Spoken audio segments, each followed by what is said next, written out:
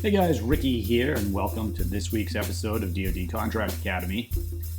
Today we are reposting one of our most popular episodes. This was originally released in June of 2021, and it was an interview I conducted with retired Colonel Louis Orndorff. Now, Colonel Orndorff has been on the show a few times. He is a former contracting officer, so he was a career contracting officer for the U.S. Air Force, and he worked for a lot of different agencies, including Defense Contract and Management Agency. Literally, I don't know anyone in the world that knows more about government contracts than him. And in this episode, he gives you a solid overview. So even if you've been in this space for a long time, I guarantee you're going to learn something that you didn't know before about understanding government contracts, what you need to know before you go after them. It's a good, I would say it's a good response to, or maybe alternate narrative to what you're probably used to hearing from me. I'm usually talking about how we're going to go after and capture and win opportunities and get things on contract with the government. He's approaching it from the contracting officer's perspective. He's giving you some of the things you need to think about from maybe a legal standpoint or just from a federal acquisition regulation standpoint. But it's compelling, and there's a reason it's one of our more popular episodes. It's a great place to either start or refresh yourself or learn something new about what you're doing. So highly recommend that. Hey, if you do love the show, if you listen to us every week, please leave a review, leave comments. This is what helps us develop material for each of our episodes. I like hearing from everybody, so please leave a comment in there, make a request, someone you'd like to see interview, maybe a company that you'd like to hear from, or just a topic that's related to government contracting or business development or closing contracts. You know, there's a lot that we haven't covered. Federal acquisitions is a huge, huge topic area with a lot of history going back a couple hundred years. So there's a lot of different places that we could take each episode. If you are looking for assistance, whether it's in the business development and strategy piece of winning the contracts, or if you're on contract and you have something pop up that you're just not sure how to handle, our associates, and Colonel Orndorff, who you're about to hear from, is one of them.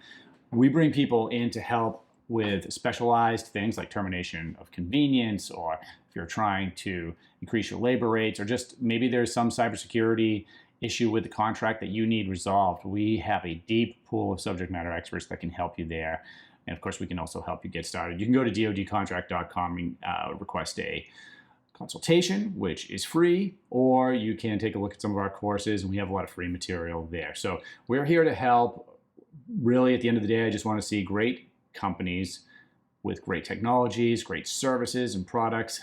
I want to get that in the hands of the warfighter and the DoD, and also in the other federal agencies. It helps us make a better country. It helps protect the warfighter, the military men and women. And so that's really the objective here. And it also helps you, the small business owner, right? So it helps you generate that additional stream of income, which, by the way, especially, this is May of 2023. And when we see an economy fluctuation like we're going through right now, it's good to have a source of revenue that's not tied to the economy necessarily. That's going to be a little bit more stable. And that's what you're going to get with federal government contracts. So here is Louis Orndorff, and enjoy the episode. Well, I had an interesting Air Force career, over 30 years of what I call weapon systems to war zones, buying anything from major weapon systems like fighter jets or tankers, or doing some of the sustainment for those things, down to war zones where we were in the war zones, leading some of the acquisition efforts and oversight for the life support for the troops. So I've got a pretty broad range of experience, if you will, on the acquisition and contracting side.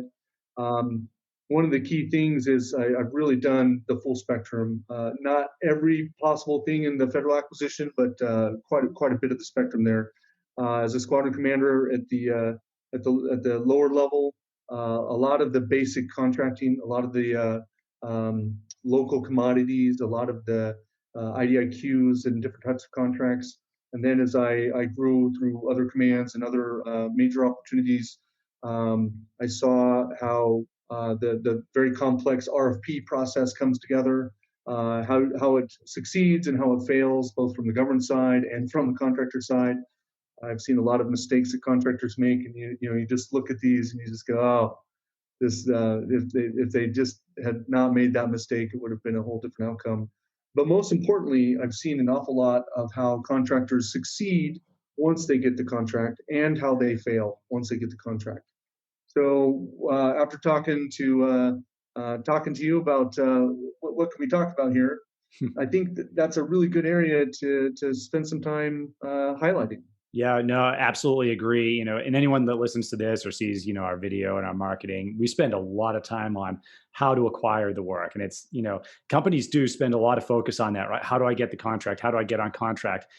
Not as so much though as once you're on contract, what do you do then, right? And it's critically important, right? I mean, you can make some pretty big mistakes if you land that contract and you didn't read the fine print. So, no, I think this is going to be new too, a new topic area that we can go over with anyone listening or former clients or whatever, as to what are some of the specifics once you're on contract that you need to be looking out for. So, no, that's great. And then, so you're a contracting officer, right? You're a former contracting officer.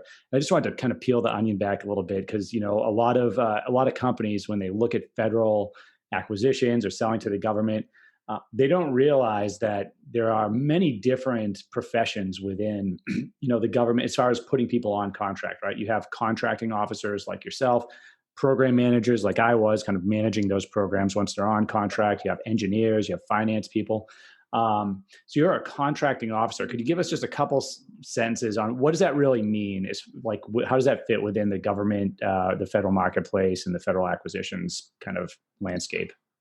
Well, it's really all about congressional funding. If you have money that has been appropriated by Congress, you have a very, very short list of people who can actually sign contracts and obligate the government on behalf of the government and actually spend that money. So, as a program manager, you define the requirements, you can go through the whole process of selecting the right solutions, but only the contracting officer has the authority to actually obligate and commit the government, if you will. There's a lot of details around that one. Normally, the federal acquisition regulation, the contracting officer will be that member of the team that really understands the laws that are governing, the whole acquisition process, Hmm. whether it be multi-billion-dollar or $10,000 or $500. There's a lot of laws and a lot of ways to get in trouble, and both on the government side as a requiring activity and on the contractor side. Right. So contracting officers have to really understand all that and have that authority. And it's a direct line authority, which is different from a lot of other types of authority within the military. The direct line authority comes straight down through Congress, not through commanders or chain of command. So you can't tell a contracting officer to sign a contract. Nobody can Right. force that. So it's an ultimate kind of in the check and balance, if you will, in the process. So contracting officers spend decades learning and studying and getting familiar with all the details about how the federal acquisition, and the supplements for the defense or other agencies, how they all come together. Sure. And we mentioned too that you had multiple warrants. Maybe you could tell everyone a little bit about what that means for a contracting officer when you have a Uh, warrant, and if they hear that language too as they're working with acquisitions teams, what they can know about that. well, the warrant is that actual authority. The warrant is literally a piece of paper that shows that you have the authority to obligate on behalf of the government. However, on that piece of paper it normally comes with some limitations. A lot of times you might have a $10,000 warrant, $10 million warrant, or a warrant that limits you to construction contracts, or a warrant that limits you to various things based on the position you're in. So an unlimited warrant is without any, just what it says, without limitations. You Hmm. can execute acquisitions anywhere within the range of the FAR. Right. So, from my experience with that, with the contracting officers that worked with us, it would seem like they would at different levels in their career obtain different levels of those warrants, right? Kind of progressing up to where you were, and when they finally have that unlimited warrant or a certain level of authority that they can authorize.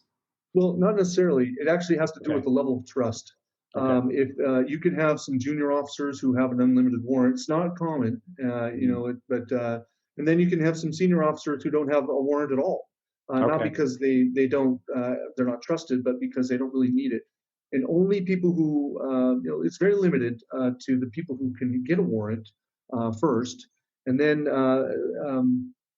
the second part is, does your position require you to have a warrant at that level? So a Right. lot of times you'll find warrants at 10 million or 50 million, and that's it. But that's because the position only requires that, and then anything above that, they're forced to go up the chain to higher levels of approval and authority. So that has other complexities to it, but fundamentally, it has to do with the level of trust and Right. the position that you're put in. Okay. Interesting. Yeah, and I didn't know a junior officer could even have the ability to obtain unlimited warrant. So you learn something new every day. I mean, there's Yeah, no I ends had an to. unlimited warrant for one of the systems commands, or for a major command when I was a lieutenant, Oh wow. first lieutenant. Yeah, it was hard. I went through months and months and months of preparation and boards, and I had to take amazing levels of preparation at that point. But that I set bet. set me on a good course. Just an indicator for how the rest of your career was going to go, I guess, right? Yeah, Um, yeah. so let's get into what some businesses should be considering when they're on contract with the government. If you want to cover just maybe some initial points to consider that we talked about. Yeah, absolutely. Well, I'll tell you, this is after seeing a lot of contractors come on board, and some of them for the very first time, and they're the ones you watch the most because you really want them to succeed, well, ultimately. But this is what I've learned. If you are awarded a contract, and even if you've done this before, but these are fundamentals. Read the contract, because you went through a process to possibly a source selection and possibly put in a proposal, and you have an idea in your mind from that proposal exactly what you are going to do, and that's why you won the contract. You need to kind of set that aside and start again, because now that you've won the contract, your main person that you need to think about and get a meeting of the minds with, and this is where I'm going with this, is with your customer.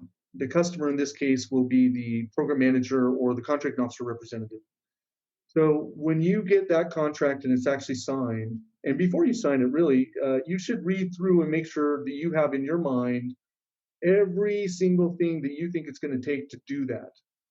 So just kind of your own expectations of, I'm reading this piece of it. What do I think I need to do in order to do that? I'm reading this piece. You go through everything to include all that fine print in the back. And we'll get into that a little bit if time permits. But so first of all, read the contract, establish a clear understanding of what's expected. And the second piece that's very important to this is absolutely insist on a kickoff meeting with the government, and make sure the contracting officer is in the room and the program manager or contracting officer representative is in the room.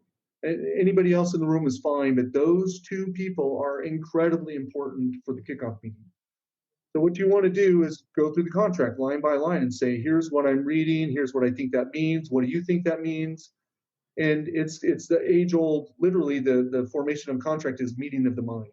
Mhm. Because you've submitted a proposal and won a contract, there's a whole team of people who decided you're the best solution, but they are not the people that you're going to be working with for the duration of the contract. So you need to make sure you have a clear meeting of the mind with the people or the person that you're going to be working with for the duration of the contract. And if you don't do that on day one, a week in, sometimes I've had program managers come into my office after a week and say, "We got it all wrong. This contractor is completely the wrong answer because XYZ." Mhm. And I realized, okay, well, we actually didn't sit down and do a kickoff meeting to get everybody on the same page. And it protects the contractor and it protects the government at the end of the day. So getting a clear understanding of what everybody expects, and then kind of thinking through, how do you do that? Um, and part of that is a lot of program managers don't even read the full extent of the contract, but there Mhm. are many pieces inside that contract. Yeah, you know what I'm talking Yeah, about. I know exactly what you're talking about. Yeah.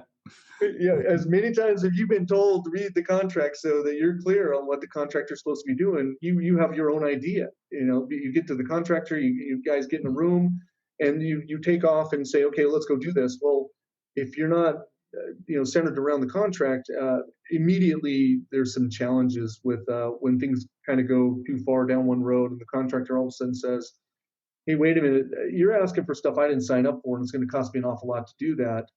Now you've gotten into an arena that's going to cause some problems. So do that up front. Meeting of the minds right off the bat. Yeah, it's a good point. We actually discussed a recent client who didn't read their contracts about a month ago.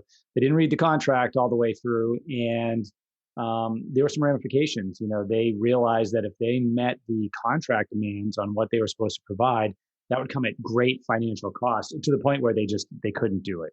And I guess this could kind of lead to the next piece, which is how can you fail at a contract, and what are the ramifications of that if you fail to meet expectations or fail to. I got some fire engines going on in the background, but what could happen there for a company? What do they need to be on the lookout for? Well, you might need some fire engines. Yeah. That's yeah, it can go. There's a couple of different things that can go wrong. One, if you don't read the contract and you find that you're trying to perform, but for some reason it's not going well, and you didn't have that meeting of the minds, and you start to have conflict. So there's a couple of things that can happen. It ranges from contracting officer letters that basically tell you to correct whatever the deficiencies are in and there's different terms for that based on different types of contracts. That's kind of the easy end. Then it ranges all the way to termination of the contract, and ultimately, if things really go bad, you can be barred from federal being able to be eligible for federal contracts for a period of time. So um, the key on this one is once you get a letter from the contracting officer, you're already quite a ways down the problem street, if you will. Some of the things the contracting officer can do if they don't feel like you are performing, whether it's delivering a product appropriately or providing a service appropriately, or whatever that meeting of the mind is, the disconnect. You remember you're dealing with a sovereign government. They have the ultimate trump card, if you will. They have the ability to say, I will not pay you. I will take money from you. I will penalize you. I will debar you. And ultimately, if those things start to happen, you have recourse through the courts. You can get tied up in that quite a bit.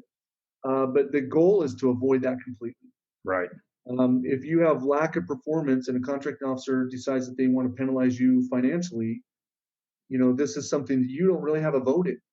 They can unilaterally decide not to pay you a portion of whatever you think is required, and then your recourse is through the courts. Um, and then the contracting officer knows that because it costs you a lot more to recover than it does to try to correct your performance. And if the contracting officer has a solid position of why they decided to decrement your payments or and there's really not much you can do. So the goal is, again, I go back to I'll beat this drum consistently. Meeting of the minds early on will avoid all these problems. Sure. Yeah. And I mean, I would add to that just from the program management point of view, you know, our best companies, ones I had a solid relationship with as a PM, and those were companies that were constantly, asking, hey, how are the guys, if they're providing support, how are our guys Yeah. doing? If they're working on a tech development project, just making sure that they're hitting the parameters. And also just from a finding new work within the government point of view, if you have that relationship, some of our most successful clients are always asking at the end of those, hey, does anybody else need our type of service or Yeah. product? And, at the end of the day, I think the federal contracting world is actually a small place, and a lot of people know each other. So there's a lot of work to be gained by networking. And certainly, as far as pertaining to this conversation, meeting expectations, if you have that solid relationship with everyone, starting with the kickoff meeting, you're definitely on the right path. So Absolutely. Absolutely. yeah, no, that's great. What can you tell us about commercial fire part 12? Well, a lot of contracts are commercial contracts. So what's the difference between a commercial contract? The federal government tried a few years ago to move the very complex process of contracting closer to the way the commercial marketplace did. So they have some efforts on that front, but at the end of the day, you'll see that there are just as many requirements and federal laws included in a commercial FAR Part 12 contract as there are in some of the more complicated contracts. But it does streamline it a little bit. one of the things you're finding in FAR Part 12 contracts is a clause at the back of the contract that's called commercial contract. It's 52.212-4 and 52.212-5. These clauses and these um, clauses in the contract actually have a whole bunch of nested clauses within them.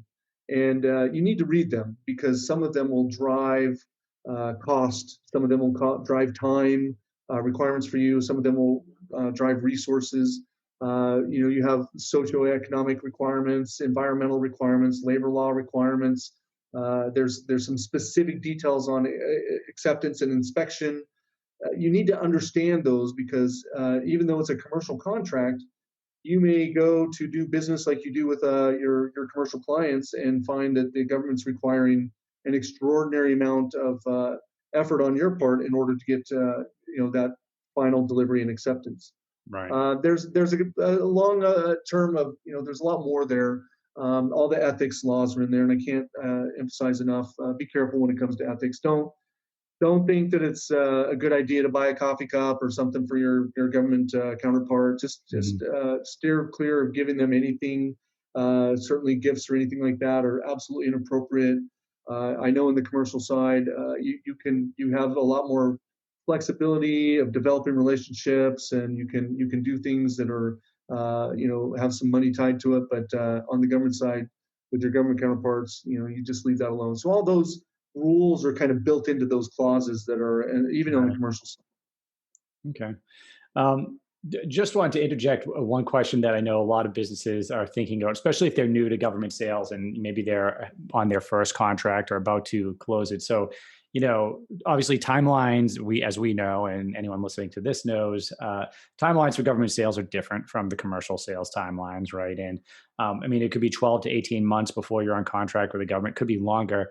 But let's say we're approaching, being on contract, right? So a company has done the right things. They've established relationships in agencies they're selling to. They've found out about opportunities ahead of time. They're influencing those. They've got to the point where there's a solicitation. They put a proposal in that's a solid proposal, and they're about to go on contract, or maybe they just did. Now they get paid right away, right? They can expect a payment to drop in their account in a day or two, or what are the payment timelines as far as? And I know they're different, but maybe just a few words on that. Yeah, there's a couple key things here. This is that part of that meeting of the minds. As you are preparing to start work on the contract and you start working on the contract, you should already know that there's a payment schedule or really what point you can invoice the government. So, for example, if it's a service contract, and you say, okay, every 30 days or every 90 days, we'll invoice the government. Um, there's a complicated process there. Because you've submitted an invoice doesn't mean it's accepted. You go through a process of accepting the invoice where the government goes to the program manager and validates that you've indeed provided the goods or service to the government. And then once that's been validated, then it will go back to the contracting officer to make sure that the amount that you're asking for is exactly lined up with the amount that is expected that you should ask for. So they validate you've earned it. They validate that it's the appropriate amount that's in the meeting of the mind. And then it goes, the clock starts ticking. At that point, the Prompt Payment Act comes in play. And it's not really prompt, but you should see something through the payment processes within about 30 days after that point. Okay. So sometimes people will go 6 to 9 to 12 months in some cases without even seeing a payment. Wow. So when you get a big contract, it doesn't mean you get a big cash flow. Mhm. So there's really important to make sure that you have a really good strategy on how to keep your company moving. Now, in some cases, the government may withhold payment for some reason, and it may be your fault, and it may not be your fault. And this is where it gets complicated because if the government withholds payment and it's not your fault, then you have Right. uh, some recourse to ask for some increased amounts possibly. So I don't want to get too far down those kinds of rabbit trails, but the question really is about um, there is going to be a lead time, a period of time. It may take you time to get set up in the system before you can even submit an invoice, whatever that system is. So you should really be ready to operate your company for a period of time with your existing capital before you start to expect cash flow. Yeah, that's a really good. Best case scenario, 30 days after you submit an invoice. Sure. Yeah, that's a very important point, right? For any company that's looking at this, making sure they're resourced properly, or they have commercial sales funding them, or however they're doing that. Great. Well, I don't want it to go on indefinitely here, but we did want to touch on some important clauses that you might see in a contract. Did you want to touch on those? Yeah, I'll just do. I'll do it this way. It's important that you read the contract. Now, just because you read the contract doesn't mean you really understand what you're reading.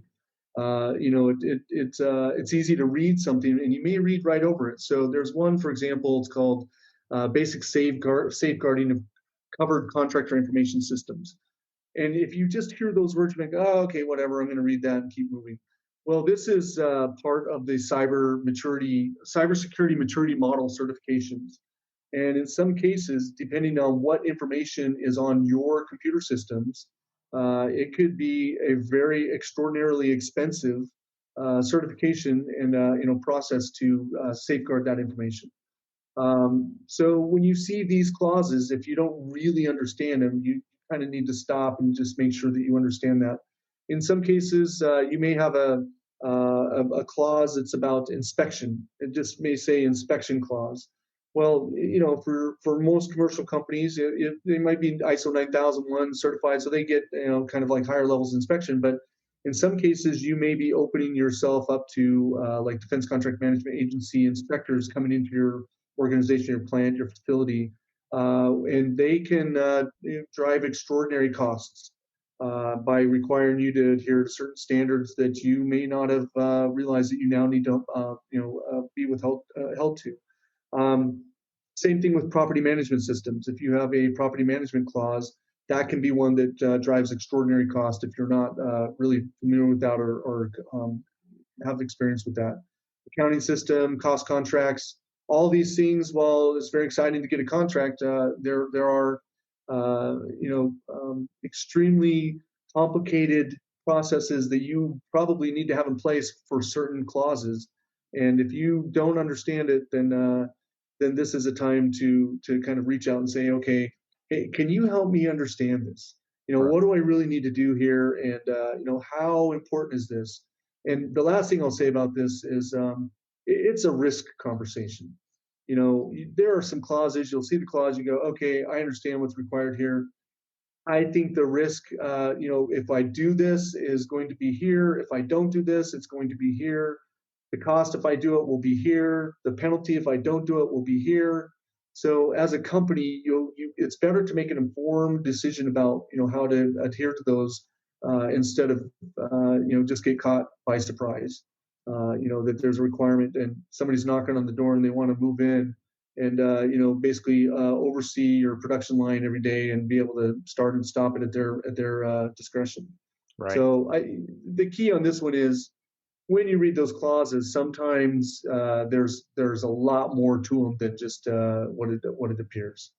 Yeah, I mean, that's a good point, and kind of a transition here as we're wrapping up is if you don't understand those, or you want to make sure that you understand the contract you're in completely, can certainly reach out to us, richardchoward.com.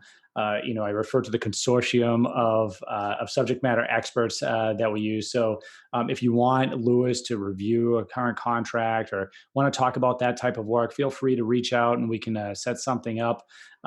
It's been great talking with you today, Lewis. Thanks for taking some time out of your busy Oh, it's my schedule. pleasure. And I know that there's tons of contracting questions that we have, so I'm sure you'll show up in a couple other of these podcasts for everyone. Any parting words or parting thoughts before we close down?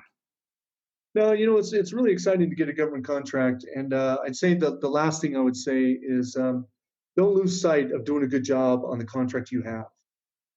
Your reputation actually is very important, and you build that by being successful one step at a time. I've seen some companies that they get a contract and then they get another contract, and they start to lose sight of taking care of those contracts as they're searching for more and more. Protect your reputation, and you do that, you build it and protect it by doing a good job on the contract you have. Now that doesn't mean you don't want to look forward and keep looking for more contracts, but don't forget to, I like the word protect your base, and that is your reputation, and it is a small world. And if you don't do well, then that gets around. If you do well, that also gets around. Yep. Small community at the end of the day. So no, those are great thoughts. Thanks again for coming on the podcast. Thanks everyone for listening. There may be a part 2 to this, so stay tuned for that. Great, and have a great day. Hey guys, Ricky here, and hope you enjoyed this episode of Government Sales Momentum. If you did enjoy the episode, please subscribe to the podcast and leave a review. It's very much appreciated. If you're interested in selling products and services to the Department of Defense, I have something for you that you're not going to find anywhere else in the world. The team and I created a program that takes everything you need to win defense contracts and put it into one place.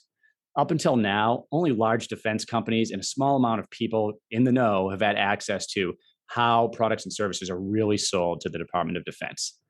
I've taken all of that information and put it in a step-by-step training module that shows you how to consistently sell to the U.S. military. If you join our membership, not only do you get the model, but you get weekly sessions with former DoD acquisitions officers for training, guidance to answer your questions, and a community of like-minded business owners that want to partner on different opportunities for bid, for subcontracting and teaming, or just to discuss general strategy on how to sell to the DoD. You'll have access to every course I've created, every coaching session I've ever recorded, and every interview with an acquisitions professional that I've ever conducted. And we covered topics that range from defense sales planning and competitor analysis to SBIR and STTR, foreign military sales. The list goes on. Go to dodcontract.com if you are interested, and I would love to see you in the membership.